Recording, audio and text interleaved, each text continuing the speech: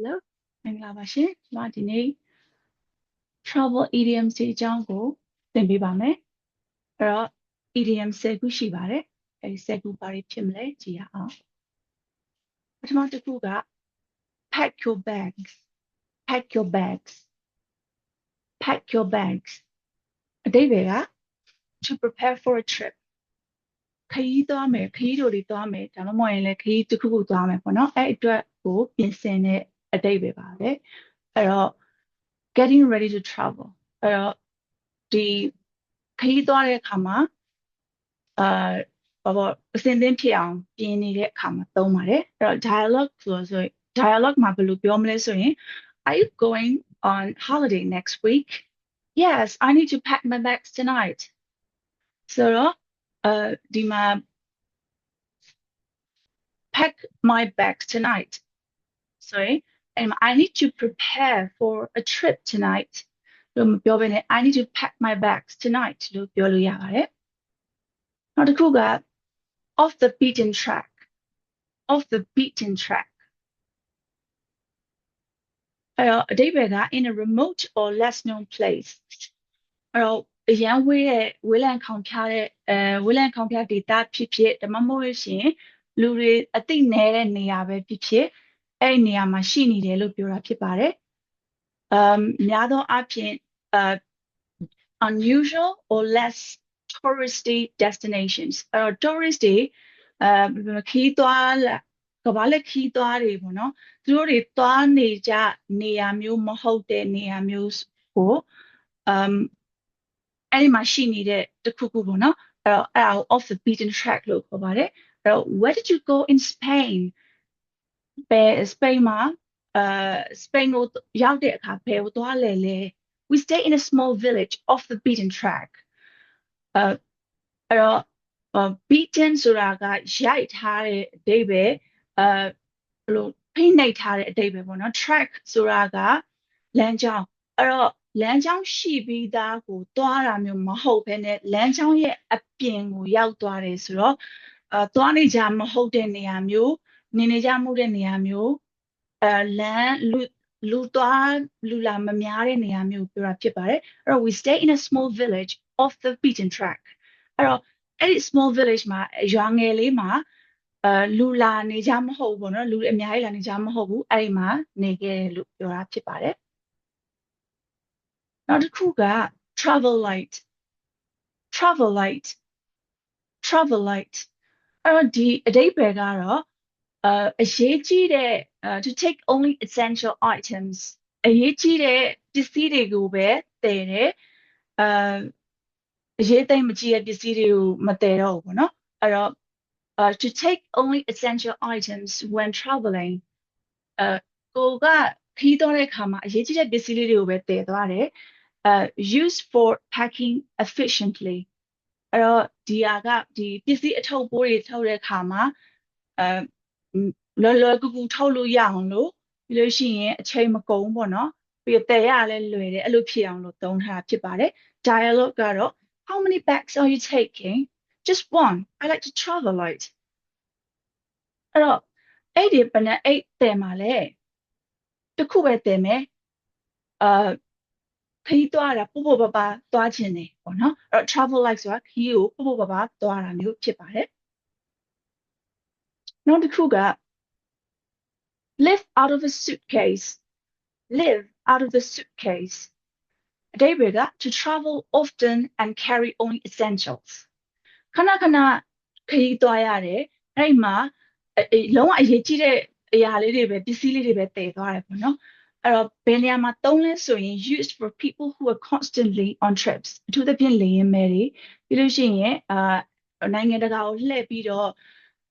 စာသင်ပေးနေရတဲ့ professors ဒါမှမဟုတ်လို့ရှိရင် doctors ပေါ့နော်သူတို့တွေဆိုလို့ရှိရင် use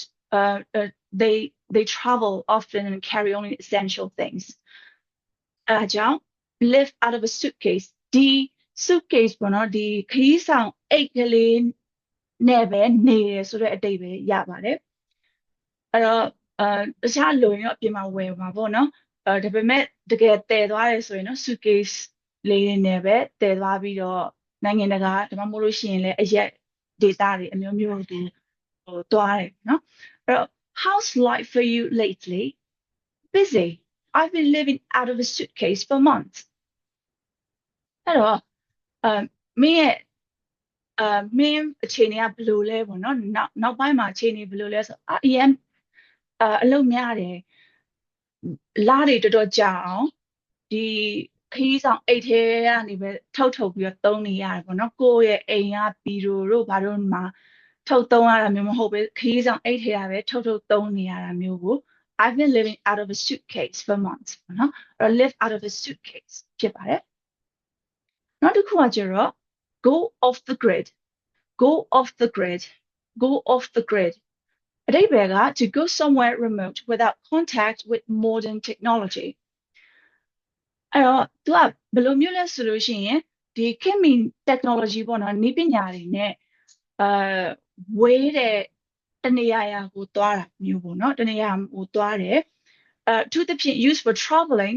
to isolated places or taking a break from digital life အဲ့တော့ तू က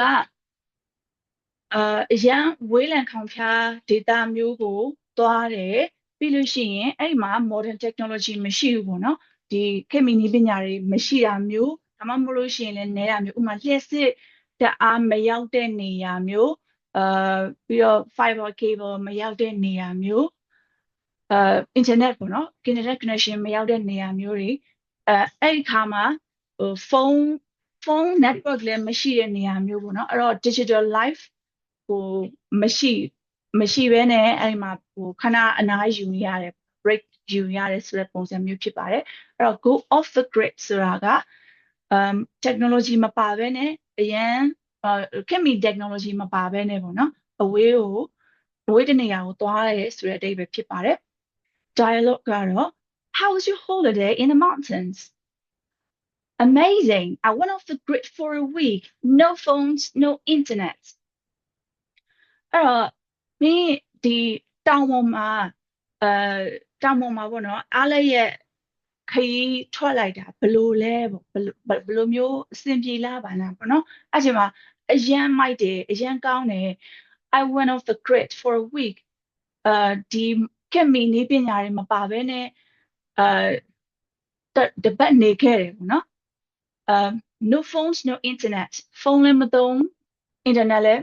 မရှိဘူးအဲ့တော့အဲ့နေမှာဖုန်းလိုင်းလည်းမမိဘူး internet လိုင်းလည်းမမိဘူးလို့ပြောတာဖြစ်ပါတယ်နောက်တစ်ခုက red eye flight red eye flightအဲ့တော့ a flight that departs late at night and arrives early in the morning အဲ့တော့ဒီမှာအဓိပ္ပာယ်က flight that departs ဒီဟိုပါနော်လေယာဉ်ပြန်တန်းခြင်းတစ်ခုဖြစ်တယ်အဲ့တော့ဒီတစ်ခါပြန်တယ်ပေါ့နော် that departs late at night ညမှာအရင်နောက်ကျတဲ့အချိန်မှာစပြီးတော့ထွက်ခွာတယ်ပြီးတော့ arrives early in the morning မနက်ပိုင်းအရင်စောတဲ့အချိန်မှာရောက်တယ်ပေါ့နော်အဲ့တော့များသောအားဖြင့်အေးမဝတာမျိုးဖြစ်တဲ့အဲ့တော့ used to describe tiring night flights ညဘက်ပြန်တန်းတဲ့လေယာဉ်အစီအစဉ်တွေအတွက်ခရီးစဉ်တွေအတွက်ပြောတာများပါတယ်အဲ့တော့ dialogue မှာဆိုရင် how was your journey exhausting I took the red eye flight အဲ့တော့မင်းရဲ့ခရီးကဘယ်လိုလဲစင်ပြေလားအရန်ကိုပင်ပန်းတယ်ဒီမျက်လုံးတွေနီးနေတဲ့flight ပေါ့နော်ဒီခရီးစဉ်ကိုဒီလေယာဉ်ခရီးစဉ်ကိုကြုံခဲ့ရတယ်ပေါ့နော်အဲ့တော့ဘာကြောင့်မျက်လုံးတွေနေတယ်လဲဆိုရင်အေးမဝတာညအရန်နောက်ကျတဲ့ချိန်မှာလည်းမအိပ်ရဘူးမနေ့လည်းအစောကြီးထားရဆိုမျက်လုံးတွေကနီရဲသွားတယ်ပေါ့နော်အေးမဝတဲ့အတွက်နည်းနည်းနီရဲလာတယ်အဲ့ဒီအတွက်မျက်သားတွေအဲ့လိုမျိုးနီရဲတဲ့အချိန်မှာred eye ဆိုရဲအဲ့ဒါကိုအမိပြုပြီးတော့ဒီမှာ red eye flight ဆိုပြီးတော့ပြောထားတာဖြစ်ပါတယ်နောက်တစ်ခုကကျတော့ a stone's throw အဓိပ္ပာယ်က very close အဲ့တော့ကြောက်တုံးကိုယူပြီးတော့ပြစ်လိုက်တယ်ဆိုလို့ရှိရင် away မရောက်ဘူးပေါ့နော်နီးလေးပဲလို့ပြောချင်တယ်အဲ့တော့ used to describe a nearby location အရင်နီးတဲ့နေရာတစ်ခုခုကိုဖော်ပြဖို့အတွက်သုံးပါတယ်အဲ့တော့ဒီပုံမှာလည်းပြထားတဲ့ stone ကို throw လုပ်လိုက်တဲ့ away မရောက်ဘူးနီးလေးပဲရောက်တယ်ပေါ့နော် Dialogue မှာဆိုရင် How far is the hotel from the beach? It's just a strong throw. I'm sorry. It's just a stone's throw away. အဲ့တော့ဒီမှာဆိုလို့ရှိရင်ဒီကြောက်ခဲတစ်လုံးကိုပြစ်ပေါက်တဲ့လောက်ပဲသူရောက်ဒီကြောက်ခဲလေးတစ်ခုရောက်သွားမဲ့နေဘယ်လိုပြောမလဲအကွာအဝေးလောက်ပဲရှိတယ်ပေါ့နော်အဲ့တော့ကြောက်ဆုံးတစ်ခါပြစ်စာလောက်ပဲရှိတယ်လို့ပြောတာဖြစ်ပါတယ်အဲ့တော့အရင်နီးပါတယ်လို့ပြောတာဖြစ်ပါတယ်နောက်တစ်ခုက hit the high seas hit the high seas အဓိပ္ပာယ်က to go sailing or take a long journey by sea အဓိပ္ပာယ်ကဒီရွက်တိုက်တယ်ပေါ့နော်ရွက်လေနဲ့ရွက်လွှင့်ပြီးတော့သွားတယ်ဒါမှမဟုတ်လို့ရှိရင်လည်းဒီပင်လယ်ပေါ်မှာခရီးရှည်ထွက်တယ်ပေါ့နော်အဲ့ sailing ဆိုတာက तू ကရွက်လွှင့်တာကိုပြောတာဖြစ်ပါတယ်အဲ့ဒီမှာ used for cruises or maritime adventures cruises ဆိုတာကကျတော့ तू ကသမုဒ္ဒရာတွေကိုအပန်းဖြေလှည့်တဲ့နော်ဇိမ်ခံသင်္ဘောကြီးတွေကိုပြောတာပေါ့နော်ပြီး maritime adventure ဆိုတာတော့ तू ရေနဲ့ပတ်သက်တဲ့စွန့်စားမှုတွေကိုပြောတာဖြစ်ပါတယ် maritime ဆိုတာက तू ကဒီရေနဲ့ပတ်သက်တာကိုပြောတာပါအဲ့တော့ what's next on your vacation plan I'm hitting the high seas on a Mediterranean cruise အဲ့တော့ what's next on your vacation plan သင်ရဲ့နောက်ထပ်ဘယ်လိုပြောရမလဲဆိုရင်ပေါ့နော်သင်ရဲ့အပန်းဖြေထားလိုက်ရဲ့နဲ့ပတ်သက်တဲ့ plan မှာပေါ့နော်ဒီအစီအစဉ်မှာနောက်ထပ်ပါရှိတယ်လေလို့မေးလိုက်တဲ့အခါမှာ I'm hitting the hot seas on a Mediterranean cruise အဲ့တော့ Mediterranean ပင်လယ်မှာသွားတဲ့ဒီဇိမ်ခံသင်္ဘောကြီးပေါ်မှာသူကသွားစီးမယ်ပေါ့နော်သင်္ဘောစီးပြီးတော့အဲ့မှာအေးစစ်စစ် relax လုပ်မယ်ပေါ့နော်အနားယူမယ်ဆိုတဲ့အဓိပ္ပာယ်ဖြစ်ပါတယ်အဲ့တော့ခရီးကရှည်မယ်ပြီးလို့ရှိရင်Mediterranean ဆိုတာကတော့သူကဟို Greek နဲ့Greek တို့ဘာလို့ပေါ့နော်အဲ့ဒီတိုင်းပြည်တွေနဲ့ဆက်ဆက်နေတဲ့ပင်လယ်တစ်ခုပဲဖြစ်ပါတယ် Mediterranean ပေါ့နော်အဲ့ဒါကတော့သူကဥရောပမှာရှိပါတယ်နောက်တစ်ခုကတော့ off the rails off the rails off the rails meaning chaotic or disorganized အဲ့တော့ chaotic ဆိုတာက तू ကရှုပ်ထွေးနေတာ disorganized ဆိုတာက तू ကအစီအစဉ်မကျမဟုတ်ဘူးအစီအစဉ်မကျဘူးပေါ့နော်အဲ့တော့ဘယ်နေရာမှာသုံးလဲဆိုရင် used when travel plans go wrong or disordered ဒီကိုစီစဉ်လိုက်တဲ့ဒီခရီးစဉ်ကပေါ့နော်စီစဉ်ထားသလိုဖြစ်မလာတဲ့အခါ go wrong ဆိုတာကတော့မှားသွားတယ်ပေါ့နော်အဓိပ္ပာယ်ကကျတော့သူ plan တိုင်းမဖြစ်တာမျိုး are disordered order ကကျတော့သူအစီအစဉ်တကြထားတာပေါ့နော်အဲ disordered ဆိုတော့အစီအစဉ်ကမကြဘဲနဲ့ကိုကသွားမှာကABC နေရာကို ABC အစီအစဉ်တိုင်းသွားမယ်လို့ plan ချပြီးမှကိုအဲ့လိုမဟုတ်ဘဲနဲ့BCA တို့ဘာလို့ဖြစ်သွားတာမျိုးဆိုရင်လည်းဒါက disorder လို့ပြောလို့ရပါတယ်အဲ့တော့ dialogue မှာ how was the trip the itinerary went off the rails because of the storm အဲ့တော့ the itinerary ဆိုတာ how was the trip နော်ဒီ trip ကဘယ်လိုနေလဲအခြေအနေကဘယ်လိုဒီခရီးလေးကဘယ်လိုလဲပေါ့နော်အဲ့တော့အဲ့မှာ itinerary ဆိုတာက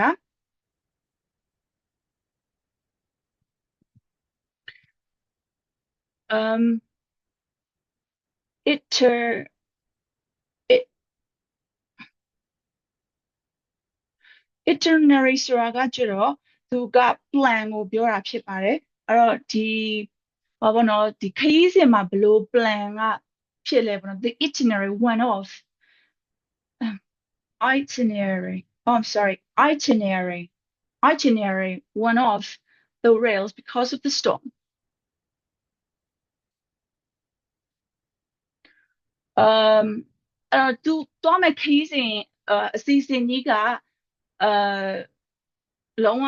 ကမောက်ကမဖြစ်သွားတယ်ဘာကြောင့်လဲဆိုတော့ဒီမိုးဘယ်လိုပြောမလဲဒီ storm ပေါ့နော်ဒီမိုးရွာလို့ပေါ့အဲ့တော့I itinerary itinerary itinerary အဲ့တော့ကျွန်မ grand လည်းပြန်ပြီးတော့ remind လုပ်ရမယ့်အရာကတော့ဘာလဲဆိုလို့ရှိရင် itinerary itinerary ကဘာလဲဆိုရင် travel plan ကိုပြောတာဖြစ်ပါတယ် okay နောက်ဆုံးတစ်ခုကဘာလဲဆိုတော့ get itchy feet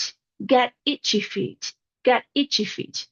အဓိပ္ပာယ်က to feel the desire to travel or move on အဲ့တော့ခရီးအရင်သွားခြင်းနေတယ်တခုခုအဲ့လိုတနေရာကနေတနေရာကိုသွားခြင်းနေတယ်ဆိုလို့ရှိရင်သူကဆက်ပြီးတော့သွားခြင်းနေတယ်ပေါ့နော် move on အဲ့မျိုးဆိုလို့ရှိရင်သူက6မနော်ဟိုမြန်မာလိုဆိုလို့ရှိရင်တော့6မှာဘွေးပါတာလား6ကခရီးသွားခြင်းတာရားနေရပဲအဲ့လိုပုံစံမျိုးပြောတာဖြစ်ပါတယ် itchy ဆိုတာရားတာပေါ့နော်အဲ့တော့ use when someone feels restless and wants adventure အဲ့တော့တရားရောကအရန်ကိုစိတ်တွေအငြိမ်အနားမရပဲနဲ့အငြိမ်မနေနိုင်ပဲနဲ့တခုခုပေါ့နော်သူ adventure တခုခုဘယ်လိုစွန့်စားပြီးသွားလာရတဲ့ဟာတခုခုလိုအပ်နေရလိုချင်နေတဲ့ချိန်မှာသုံးပါတယ်အဲ့တော့dialogue မှာပြောထားတယ် Why are you booking another trip so soon? I get itchy feet if I stay in one place too long. အဲ့တော့ဘာကြောင့်ပေါ့နော်တခြားနောက်ထပ်ခရီးတစ်ခုကိုထပ်ပြီးတော့ booking လုပ်လိုက်သေးတာလေအရန်မစောလို့မူလားပေါ့နော်အဲ့လိုပြောလိုက်တဲ့အချိန်မှာတနေရာထဲမှာပဲအကြာကြီးနေလို့ရှိရင်ခြေောက်တွေရားလာလို့ဆိုပြီးတော့သူကပြန်ပြောပါတယ်အဲ့တော့ဒီဟာကတော့travel idioms တွေဖြစ်ပါတယ်အားလုံးtravel idioms တွေကိုအဆင်ပြေမယ်အဆင်ပြေပြေနဲ့မှတ်သားနိုင်မယ်လို့ယူဆပါတယ်ရှင်ဆုလဲဆုတောင်းပေးပါတယ်အားလုံးကိုကျေးဇူးတင်ပါတယ် Thanks for watching and see you next lesson right bye